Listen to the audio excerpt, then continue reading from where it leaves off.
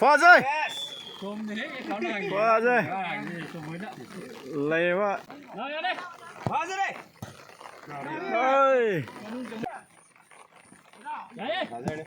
Ajay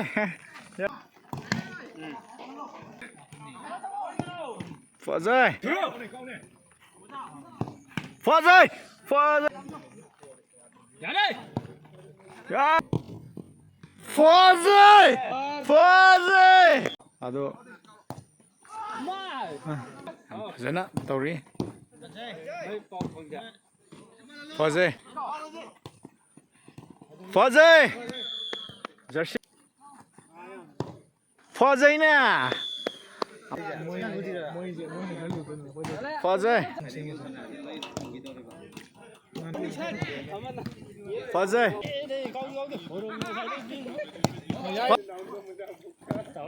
yes फजै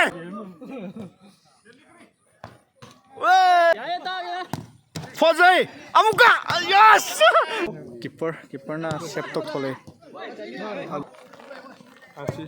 फजै फजै अमुका फजै size फजै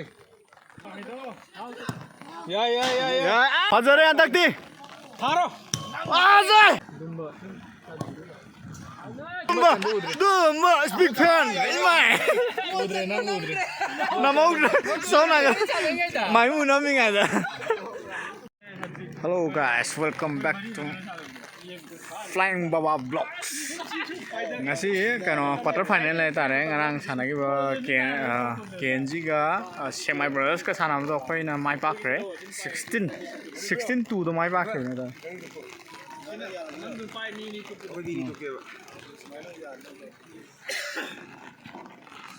16 to the mai pa kheu ne tare do ngasi opponent je kano ne Legend FC ne tare moi gi sina Mobile Legend FC ai tare aduga akhoi ye KNG si akhoi PUBG gi kano ne ba haida kanglai bang nu gaming ai je PUBG gi gaming gi ne tare moi gi sina Mobile Legend gi ro male Legend FC ai ba ado ngasi gi play ju akhoi na mai pa kani na thaja bolai akhoi player jing ge document yam thi active oi ga ado ma'am 3 minutes se akhoi ngasi gi play ju mai to ge ado okay match hojin ge do re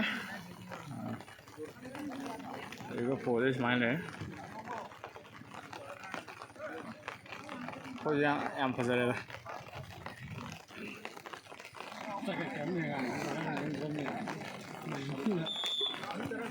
program match sau rồi quoi music Sanari plays Legend FC versus KNG FC play đi em phải dẫn tới weather gì am thì phải gì nông cái thili ta đó quoi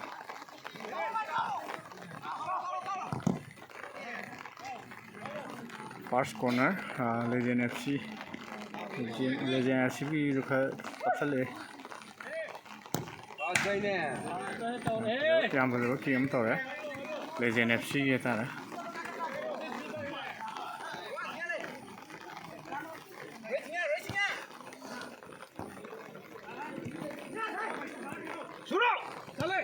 फजै फजै लेवा हौजे अखोय KNG की गोल अमन चंजलगा अखोय first goal चंजिंगरे KNG की Jersey number 7 ngarang gi गोल फजन hat trick चटखिन पाने तारे लाइनरी score जी KNG की ओइना 1 लेरे दुगा Legend FC की 0 को याम फजन तौरी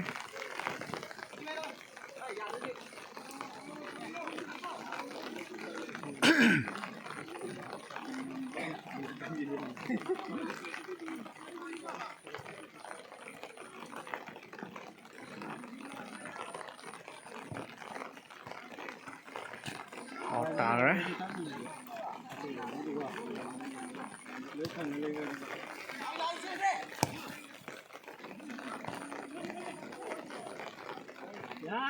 कंट्रोल दे कोई कोच ना कर लाड़ मोंगता है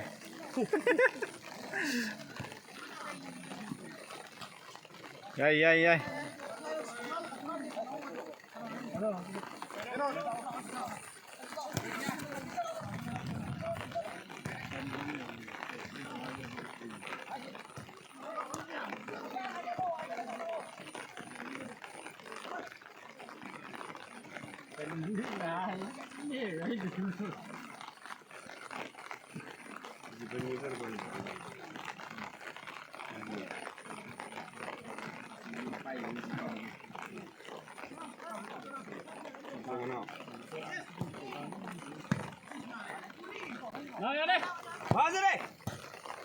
ơi dây dây dây à vậy cái gì just number 9 này phải là kỹ càng thảo này đâu post phải là cái đó rồi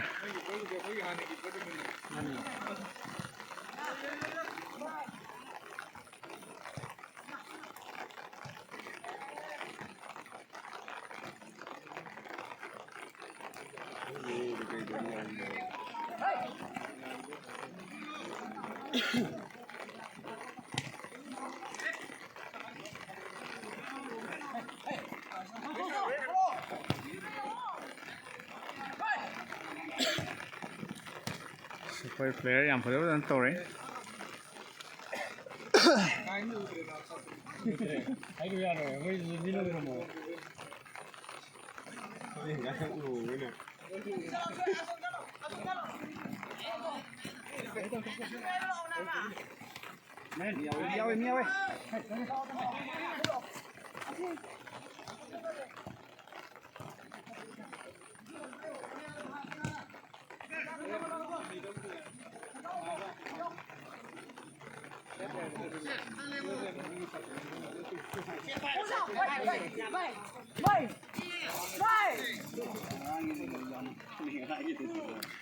Fazal kick charge sama tok sile kan oke Legend FC ge adugo auto ina tare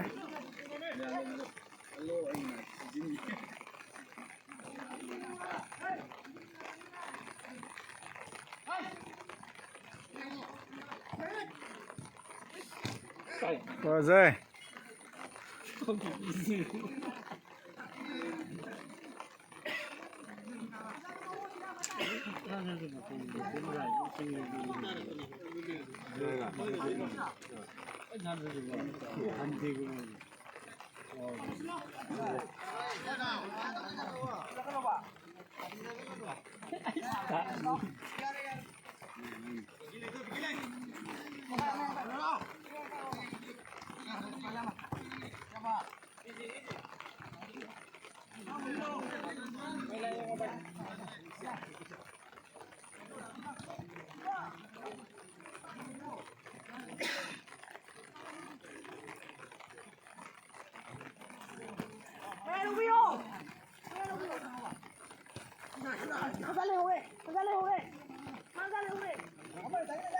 Amuka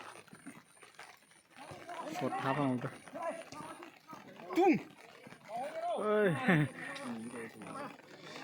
nàng không độ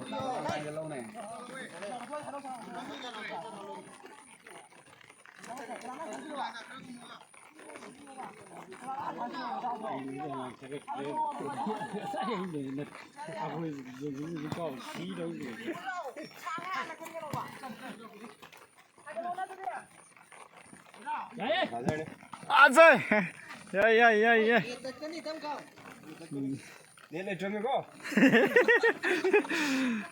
jersey number 14 की यहाँ पर जो किगम था तो वो out in था रे और पास में मगर दी यहाँ फजगा तो होगा इन्होंने था रे पोस्ट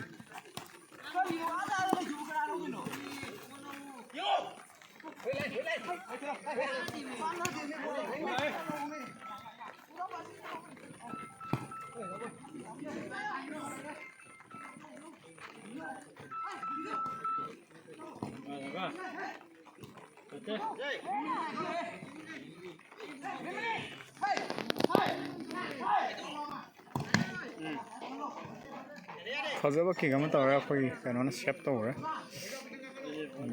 कॉर्नर टागा हम कॉर्नर में हो गए लेजेंड एफसी के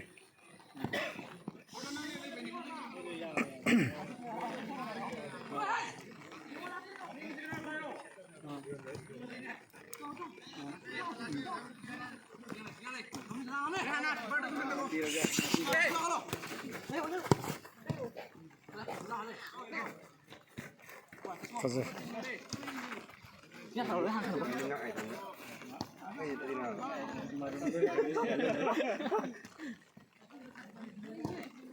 ôi đây đây đây đây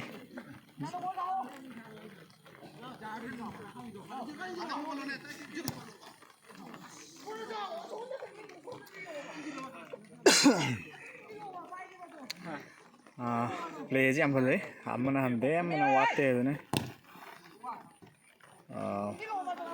Legend FC जो याम कन्ना सानाय तारे दुगा अखोई केएनजी की जो याम फजन सानाय अनिमक मन हेंदे मन वाते दने तौरी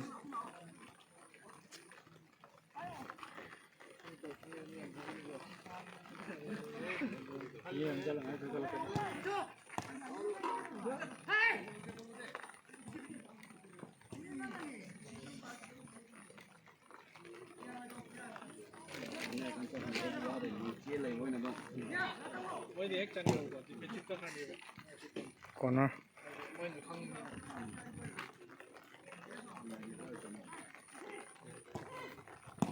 ơi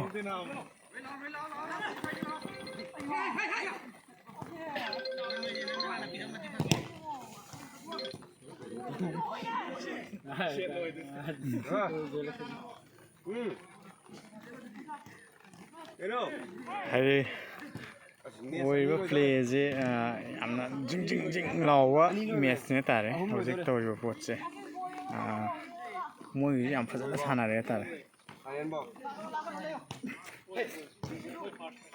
em bao giờ đâu này bạn cái này à mi đây ai bio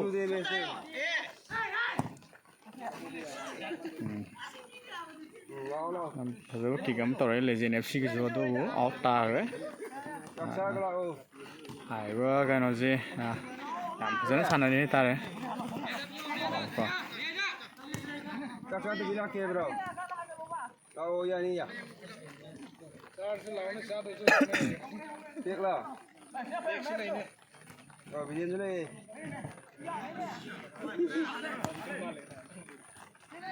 lao lao युद्ध थक रहे जी हाँ हूँ भाई थक रहे ball yang na wona gadra camera bunam no wona gadra sang ware ta re yamna pai camera pai rồi rồi ding ding law itu to re play ji ba mai dai ngasi play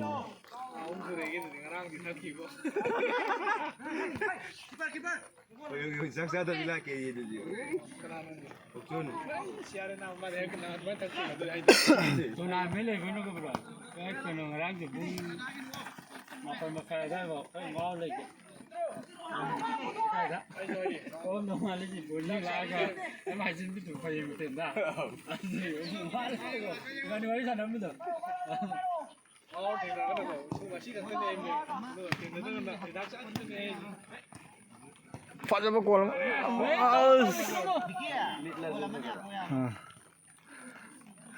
còn gì cái sáng xem vừa rồi này đó mang ra ông cọ ơi giờ sinh năm 19 phát ra cái cắm câu này đâu ở tất ra Là liga ga xin đâu đâu.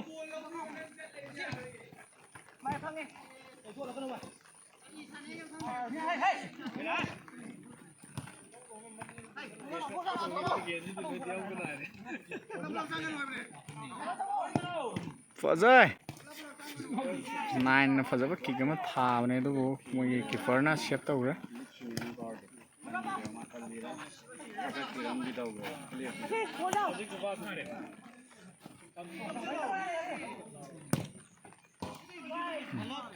cái giống cao con này thôi ọt tả đấy mà gì nà lên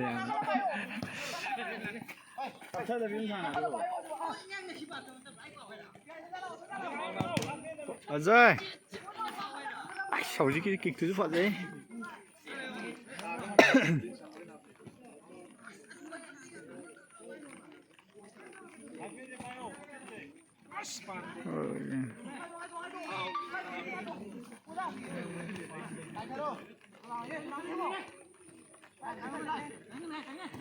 ꯄ꯭ꯂꯦꯁꯦ ꯀꯟꯅ ꯁꯥꯟꯅꯩ ꯍꯥꯏꯇꯥꯔꯦ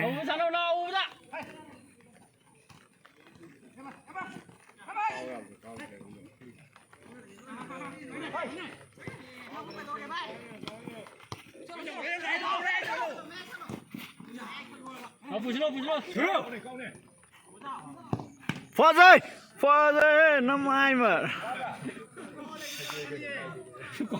jersey number 9 ꯌꯥꯝ ꯐꯖꯕ ꯀꯤꯛ ꯑꯃ ꯊꯥꯕꯅꯦ ꯑꯗꯨꯕꯨ ꯃꯣꯏꯒꯤ ꯀꯤꯞꯄꯔꯁꯤ ꯌꯥꯝ ꯍꯩꯊꯣꯏ ꯁꯤꯡꯊꯣꯏ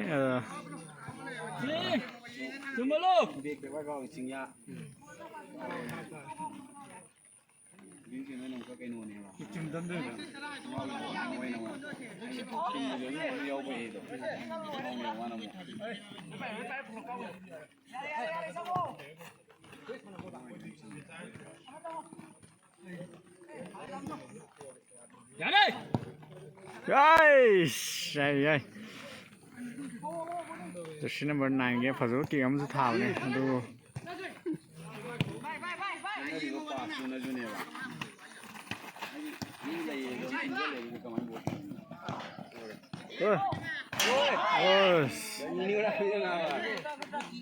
ꯌꯥꯝ ꯐꯖꯅ ꯇꯧꯔꯦ ꯂꯦꯖꯦꯟ FCꯒꯤ ꯑꯗꯨꯕꯨ ꯑꯥꯎꯠ ꯇꯥꯔꯦ ꯍꯥꯏꯇꯥꯔꯦ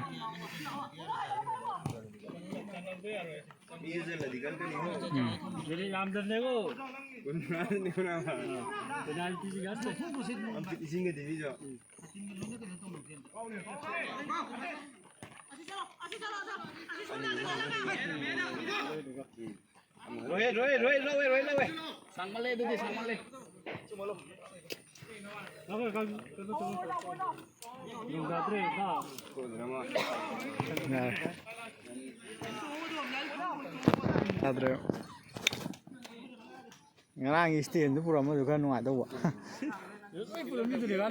puram me loi pur jaki ap yo pur jaki na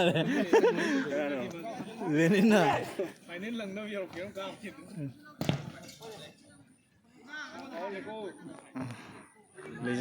legend FC ki jo yam kana taksal ye tare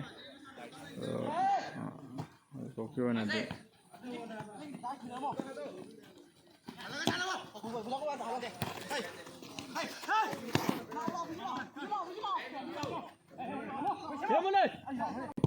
Fazay!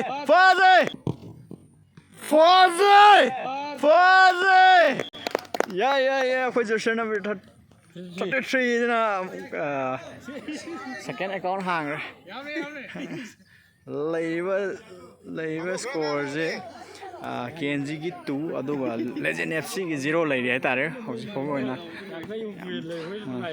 babu khar lawlo ne lango ne yam phajana play je tori hai tare moi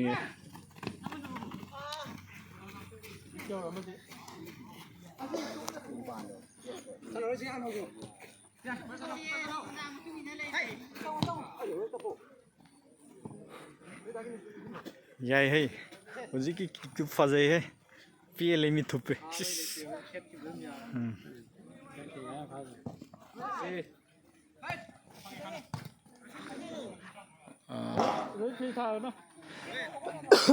Legend FC ki yam fazana chase control da une adubu kaw ko phangidra out ta re ta re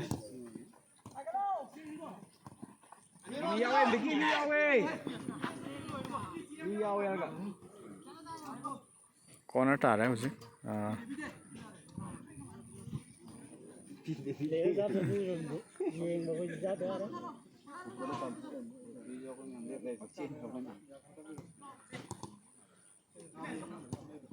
ओए फजै हौजिकि तो पालमदे अंसो सनबे यावने अदोबो पालाउद्रे याम फजबो गनोदि पासिंगि लापने दुबो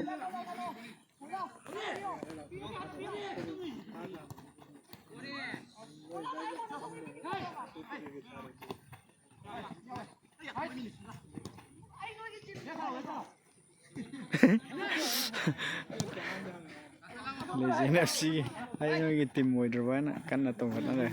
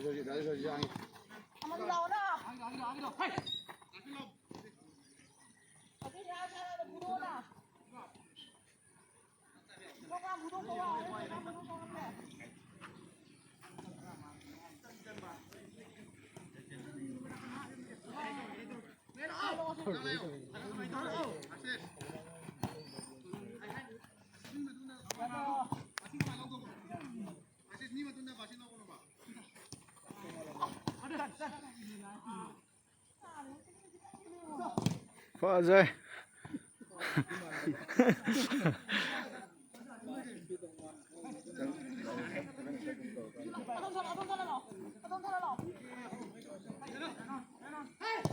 phở rồi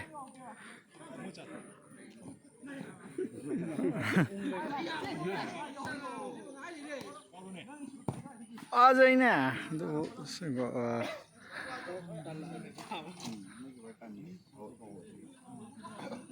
फजब गोल खोई charge तौने Jersey number 9 Kenji को दुबो out चक्रे फजब ball miss out होइरे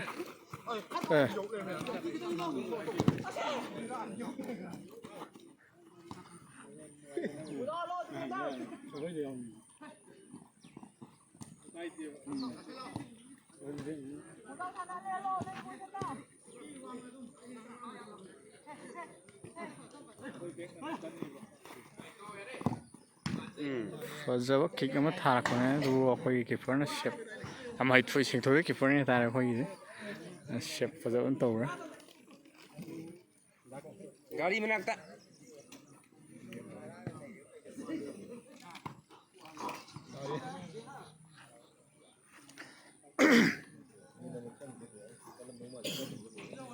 corner câu rồi con nó đây cái chắc đấy Legend FC corner kick ở phòng rồi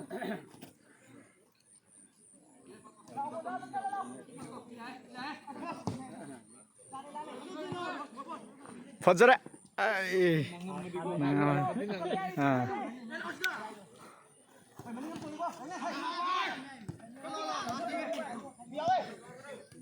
phật ơi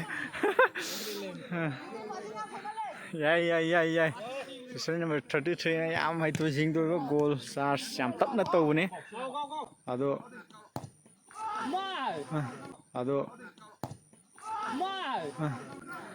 sa tù nè ado amuka zuke jige jersey number kanona khoi 14 na kau ne tare ado out lom do insert kre jana tori Fazê coi keeper de pra wall né tá né yeah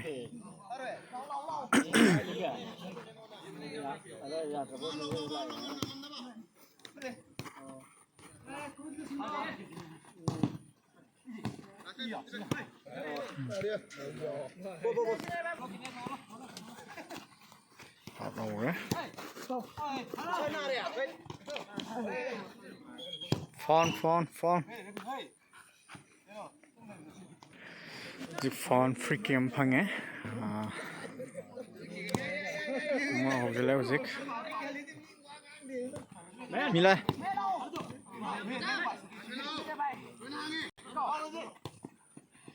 Fazê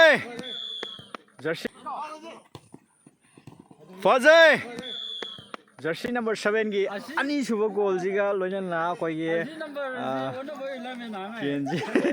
केएनजी की 3 अदुगा Legend FC की होइना 0 the ले सोम न सबिन नि तो keeper साले दिया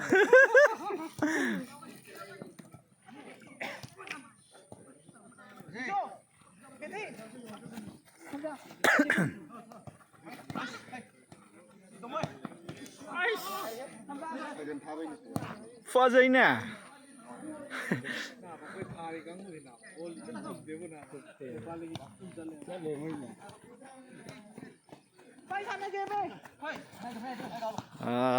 अमुक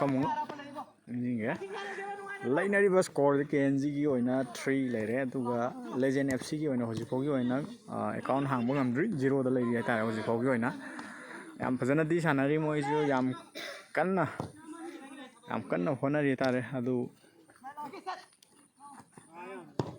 फजैना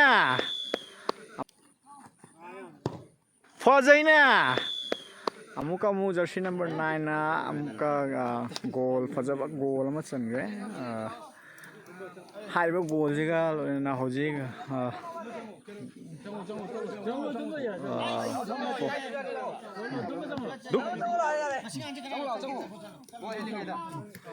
कोई केएनजी की 4 लेरे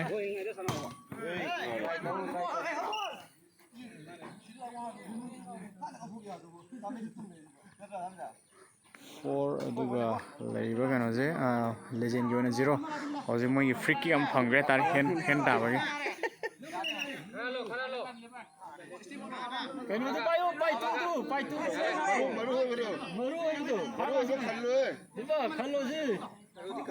आलू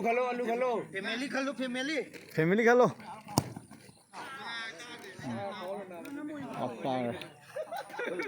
लेनरीब स्कोर केएनजी की 4 अदुगा लेजेंड एफसी की हौजी अकाउंट बो हांगबो ngमद्री 0 दा लेरे तारे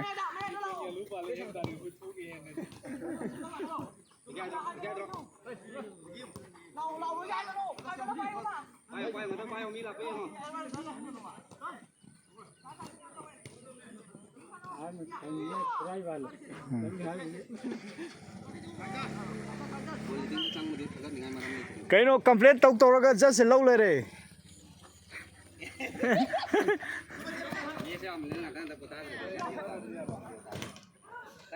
संगे तो है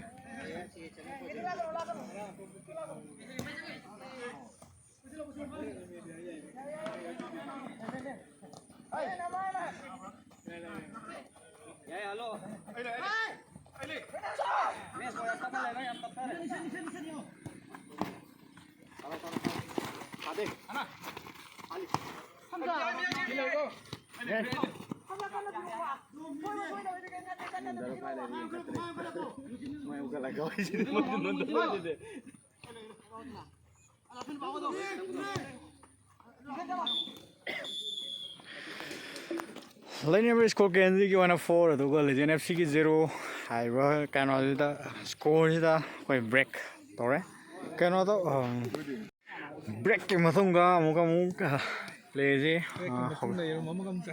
हौजिनगदौरे तारे लेरिबा स्कोर दी कैनोने तारे केएनजी की 4 लेको अदुगा लेजेंड एफसी की हौजी अकाउंट बो हांगबो ngमद्री 0 दा ले फजे मैच हौरेको नंद नंग ड्रेस फोटोके दे ngasai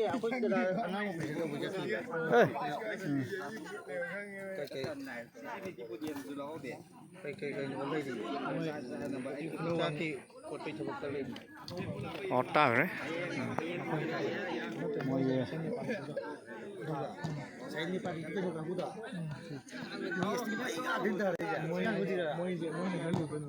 फजे संदे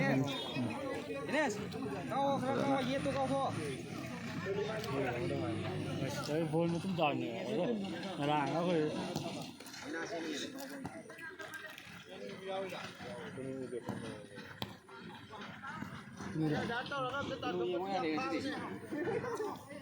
मी फिक्स नहीं करा ब्रेक मतुंगे ये अमुक जसन दरे नाउ करता हो जो आई जो हम तो जाके ना गाओ ये तो तारी ओए हम फजवा में 69 ना चार्ज तो होने तो ꯂꯧꯗ꯭ꯔꯦ ꯑꯣꯐꯇ ꯂꯩꯈ꯭ꯔꯦ ꯅꯦꯁꯇꯨ ꯂꯣꯏꯔ ꯇꯥꯔ ꯑꯗꯨ ꯃꯤ ꯇꯥꯔꯅꯤ ꯃꯣꯏꯒꯤ ꯁꯤ ꯃꯊꯪ ꯑꯃ ꯁꯥꯟꯅꯔꯅꯤꯅ ꯑꯗꯨꯅꯦ ꯂꯧꯕꯤꯔꯣꯏꯗ꯭ꯔꯦ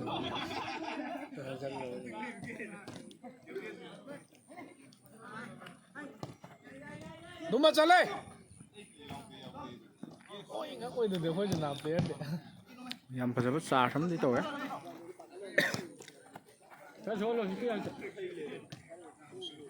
ꯔꯦꯁ ꯂꯧꯅꯗꯧꯅꯤ ꯍꯥꯏꯗꯤ ꯃꯊꯪ ꯄ꯭ꯂꯦ ꯑꯃꯨꯛ ꯂꯩꯕꯅꯤ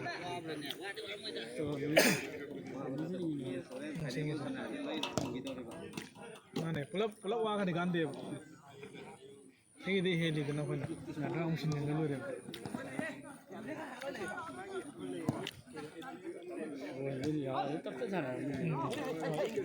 ꯍꯤꯡꯗꯦ ꯆꯠꯂꯦ ꯌꯨꯝꯕ ꯅꯥꯕ ꯅꯣꯏ ꯃꯦꯁꯅꯦꯗꯅꯥꯕ ꯑꯩꯅꯕꯨ ꯍꯩꯗꯧꯗꯨ ꯆꯜꯂꯛꯇ꯭ꯔꯕ ꯌꯥꯔꯦ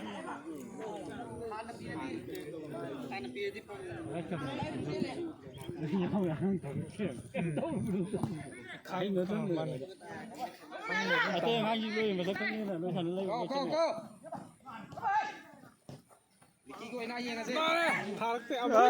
ꯌꯦꯠ ꯑꯣꯏꯗꯅ ꯐꯖꯩ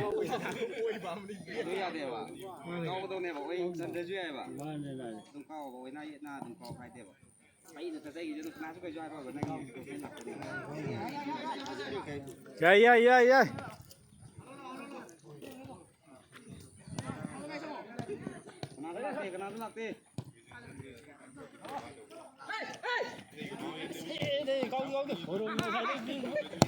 ꯐꯖꯩ ꯌꯥꯏ ꯌꯥꯏ ꯌꯥꯏ ꯌꯥꯏ ꯌꯥꯏ ꯑꯁ ꯉꯁꯥꯏ ꯅꯪ ꯂꯣꯟꯗꯕꯩꯅꯦ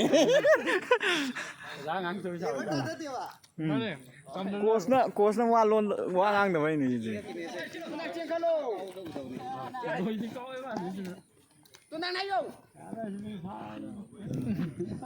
ꯍꯣꯏ ꯀꯣꯆꯀꯤ ꯋꯥ ꯑꯝꯇꯪ ꯍꯥꯏꯕꯤꯔꯛꯑꯣꯅꯦ ꯇꯥꯁꯤ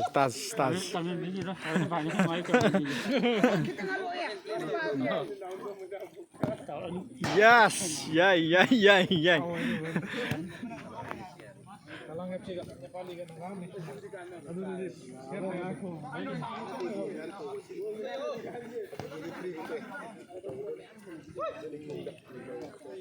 Bek na siap ya kiban siap ya. Ha ke hatok na. Silo ka play em adu mo point. Adu ko hek, mo hek leu ka final.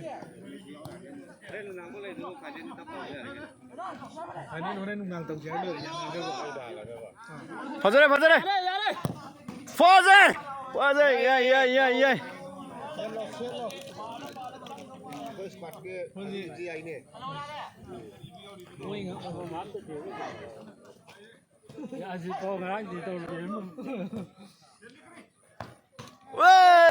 याय याय चले याय याय याय याय याय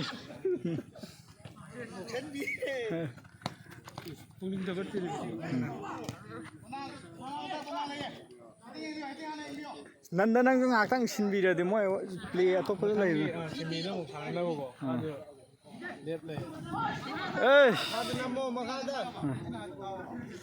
ꯌꯥꯏ ꯌꯥꯏ ꯌꯥꯏ ꯌꯥꯏ 이게 가오에 해변 좀 담어.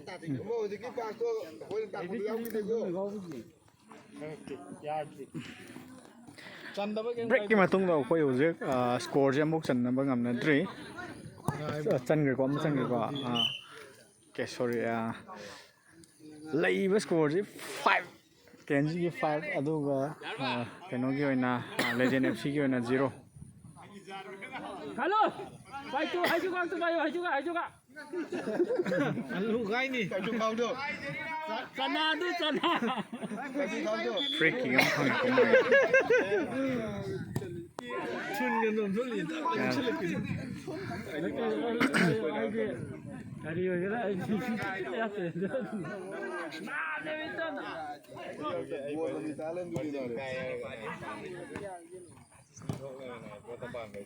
원래 그건 말 타박을 타도 뭘 맘이다 뭘 그것만 미우다 이거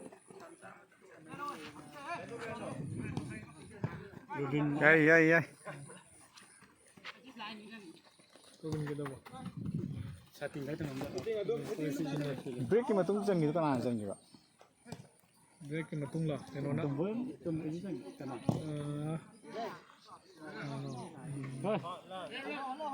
Wow, kena. Anda. Break ki matung to kana kol chang gi. Chandri ba.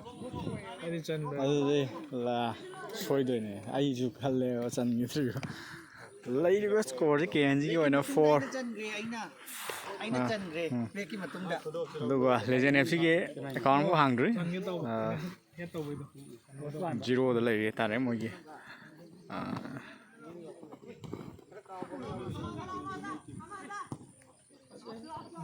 Chan đấy. Yaw tum ba. Ang mana bi do. Yai yai. Oi. Legend FC gi jam phazan sanari aduga KNG gi jo yam phazan sanari. Yam hay na bo akto oi na oi ko. Jikre lai ba kan position ji. Khoi na pai nge.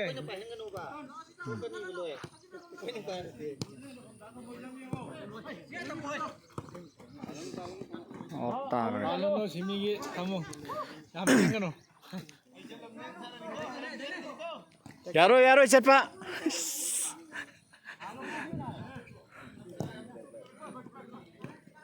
Aze. Sing yo do. Balik kami. Kita wani kana. Fozai amuka. Yes.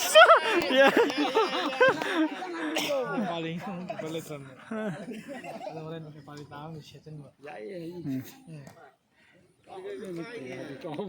Yam Tang na sum check ra. Pagi jersey number 7 KNG ki koino na ba charge fajaba goal kick ama thabane du wo keeper na save to thole aduga Sing bai phom ni.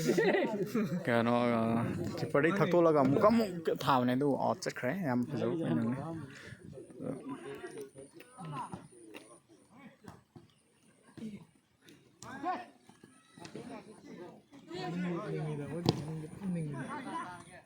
hey Tuta ha rồi tôi là khát cao này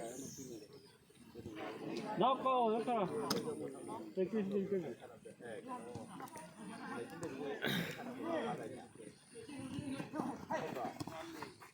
Chale na re lan to ra. nanto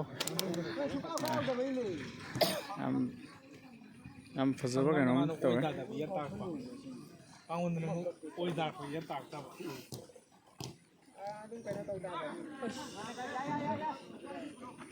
Ako'y rito. Tamo nga ko to. Natang ge simi ge naga da set na ba khai. Ano pa una? Katawa. Right.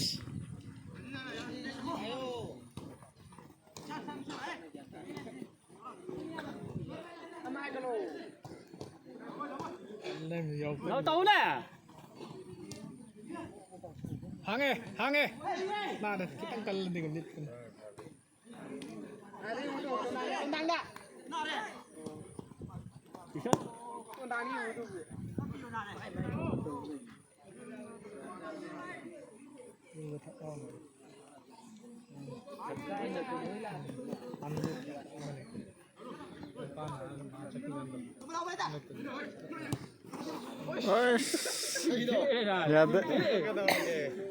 de Đúng rồi, khá ngang luôn nè.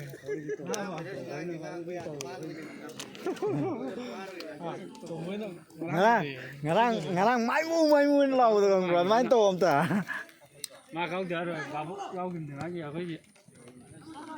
chắc chắn luôn cái này ngarang itu boleh ta mau malah suat per ha terus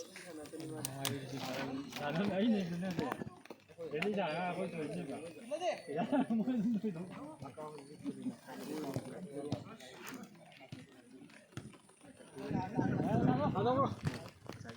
oh dum munasan gitu re na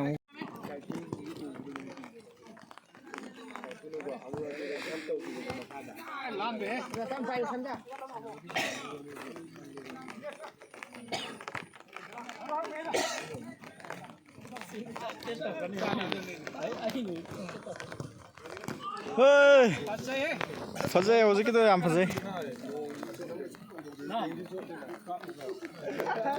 यारे ना बा कहीं ई single जाके ना single जाके यार ना पाई थी नहीं पुरान दिखे करा के ले शॉट लेना है जाओ घंटा जाए वहां पर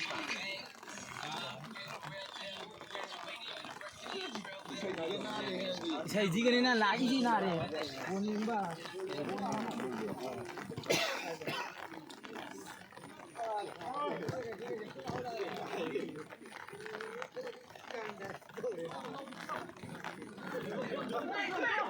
ra ra le ya re sang de me ana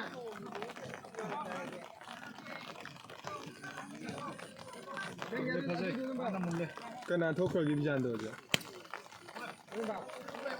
assist thokho फजै फजै shot le na मतलब ला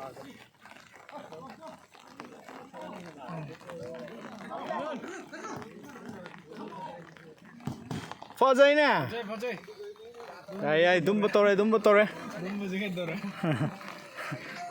पूरे वाले पूरे काम group lenin mo chin mo wara तू आओ फम मुझे तो रहे man 나미 나미 nang pham ma da yaw le na yo yari yo ti na 세 에카운트 만 항질로 난기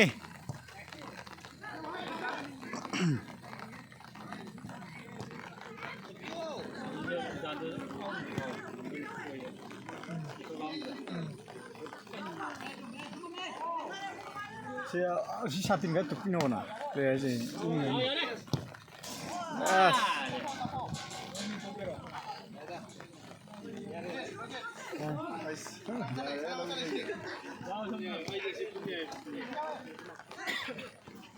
nampak nampak आ गया पोटे ने ट्रा mana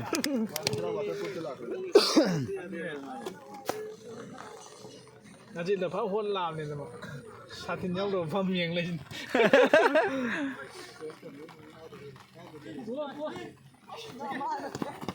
ơi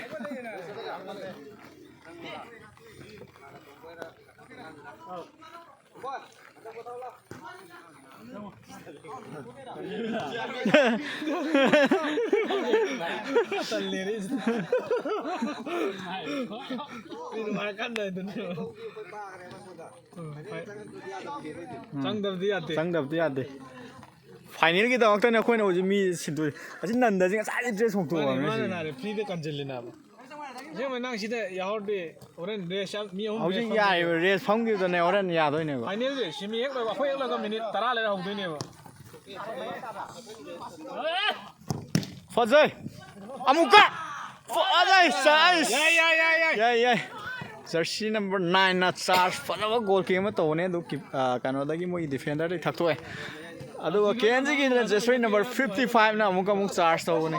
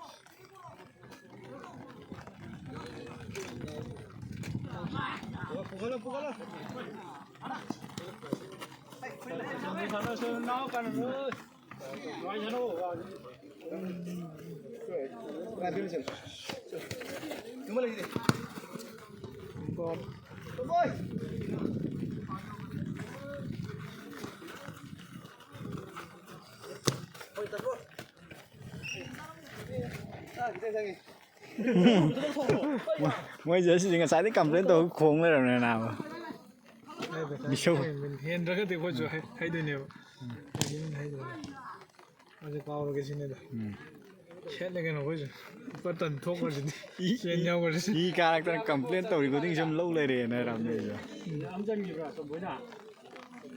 ꯆꯟꯗ꯭ꯔꯤꯗ 4-0다 ꯂꯩꯔꯤ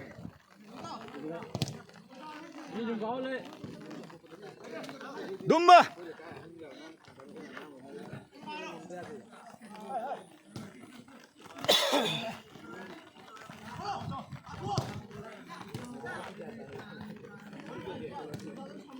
뭐에 돌아 달래야지 에이 야야야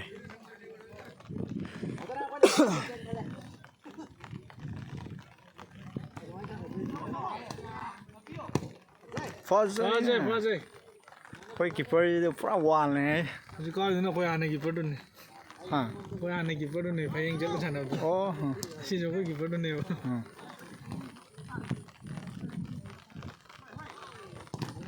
ꯐꯖꯩ ꯐꯖꯩ 파즈 파즈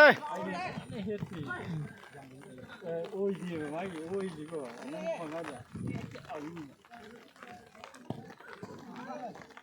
ꯗꯤꯐꯦꯟꯗꯔꯗꯤ ꯀꯟꯅ ꯂꯤꯡꯉꯦꯗ डिफेंडर लिंक में कोई फजरी से नचदे अशमो ꯆꯟꯅ ꯃꯤꯁꯤ तक लेजेंड एफसी ꯇꯛꯑꯦ ꯇꯛꯑꯦ ꯅꯪ ꯃꯈꯥꯟꯅ ꯒꯥꯔꯃꯤ ꯑꯗꯨꯗꯤ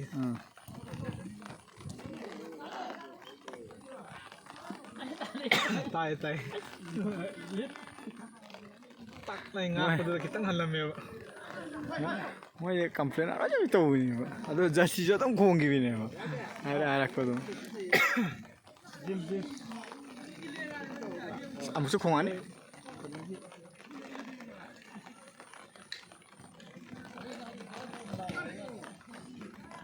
यार वो मतलब नहीं. 호렌 파이널도 행나 ꯇꯧꯖ ꯂꯣꯏꯔꯦ चलो चल 코너 코너 कॉर्नर कॉर्नर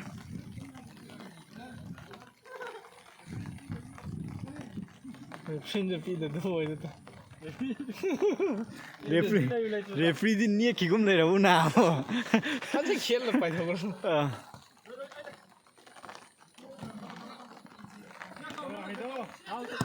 या आइश यार बोल्दिङ नप्पल ले रे हम बजब किक अमर चार्ज तो वो नहीं खास टिकट तयार हो जोड़ी गोल पोस्ट जाओ.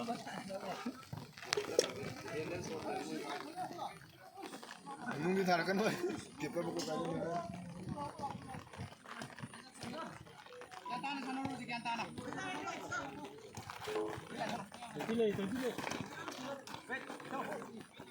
अरे चरण दे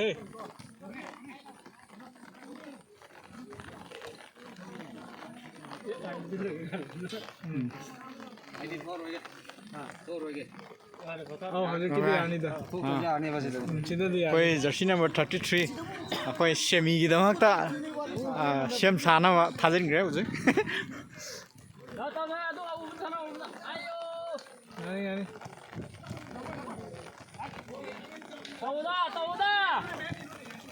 하질로 나와봐 짠다지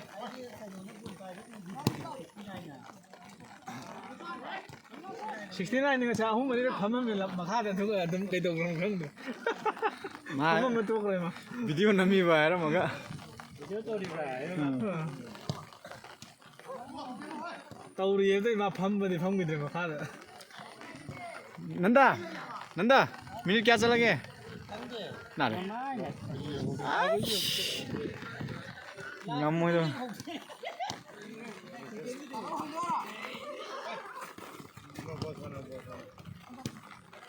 오 땡기다. 날래. 난 봐라.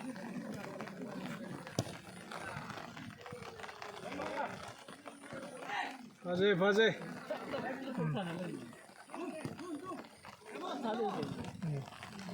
हजरे यहाँ तक दी 바로 आज नंबर 7 त नि है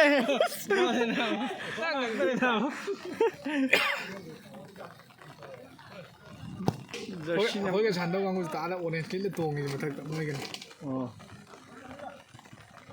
जर्सी नंबर 7 की याम फजब किक अमा तौने दो post पालगा थकथोखरेदा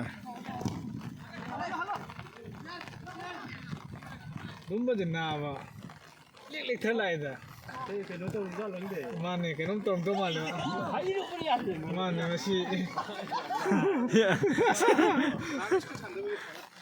nare yara sante sib kai sini enmandro dumba khatok chilo video namam dai hairat dong nai din video nam dai dam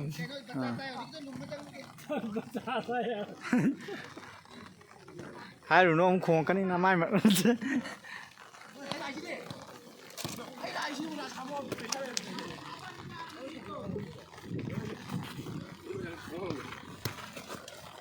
tare tar vậy back ya dum do de kun la kaur so matam mo gitok dun sandet lo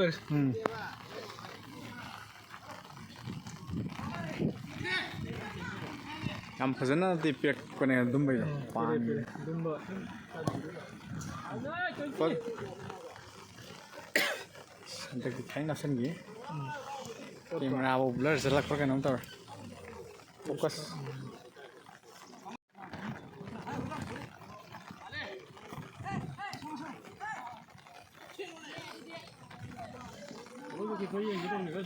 chelo đây là khối keeper đứng ở sai bắt nó xếp tôi đấy phải không tate ai di tar da le dumba chama ôi ơi yeah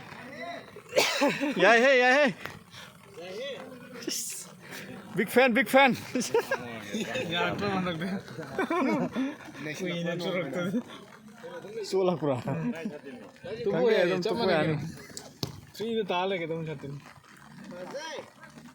si ama goi lo ram sa na lo ne mane khoi na to orange color to talang fc awe ha so ti lo ne la so ti ne to bana ji ko tom le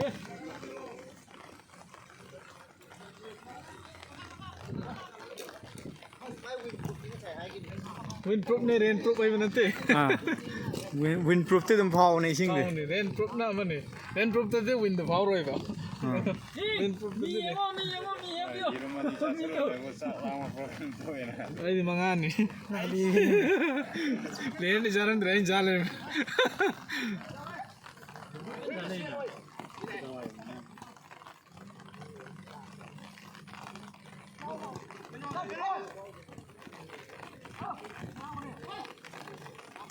phone na khong ena ma khong tắt du nó không nghe nào khối chụp khơi complain đâu này nào à ha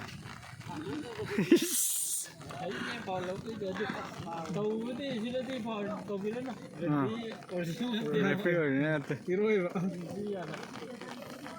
đi đâu phải được cái đồ này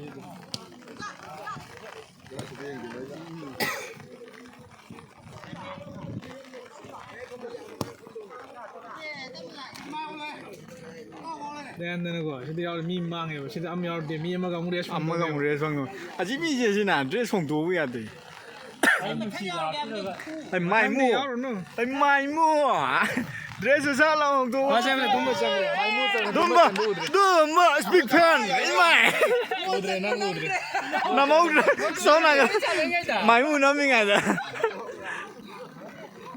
sanya nan ni nang tu ma ka ni nang na thun na ga ta bi da du ang ta ma nam bi vào đây flip lo yeah cô làm sao vậy đây tôi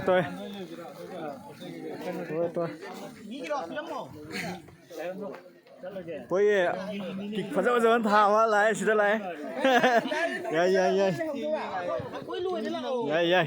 cả lũ gì yeah cả tàu đấy Kimi nang ni skong chứ là đi. 11 8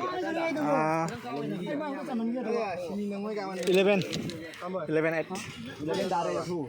Lên đá nang ni. Cũng mà cũng anh ni đá đấy thủ. Nên có chuyện này bây giờ. Đâu có đâu còn này. À tu mà ta lậu.